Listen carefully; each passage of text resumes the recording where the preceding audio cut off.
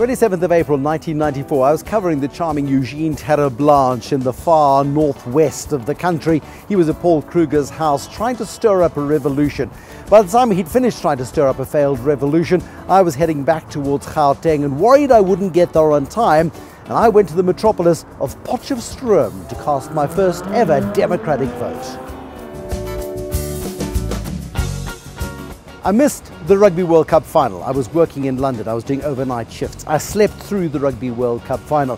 When I woke up, I saw Nelson Mandela beaming. He and Francois Pienaar were holding up the Rugby World Cup together, and I thought this is remarkable. And then I realized he was wearing the same rugby jersey as the South African captain. Then the cameras panned over the stands, and I saw big, burly rugby supporters in tears.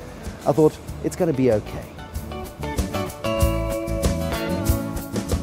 You just got to look behind me. I mean, look at that building. That building 20 years ago wasn't here, and all around us here in Sandton, these buildings simply weren't around. This was not quite rural 20 years ago, but it was a very small village. It is now the business hub, not only of South Africa, but of the African continent. This is where it's all happening. This is where their investment is happening. This is where the next 20 years, not only of South African business will be determined, but many African businesses as well. I think this is where it's at. It's not one location, but it's the broader Sandton area where the big bucks are.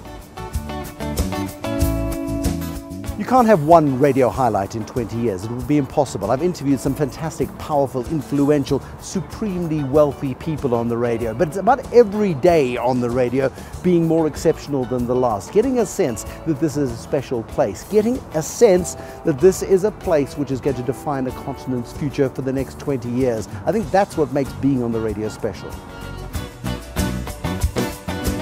20 years later, the best thing about democracy is that you and I can compete anywhere in the world on a level playing field. We were pariahs up until 1994. Anybody who tried to travel up until that point knew it. Anybody who tried to invest abroad up until that point knew it. South Africa has been opened up to the world, and that has got to be one of the great economic miracles of the 20th and 21st centuries. We have an equal stake in the world's future. Before 1994, we simply didn't. That is the big win of post-1994. Freedom, democracy, and the ability to determine our own future.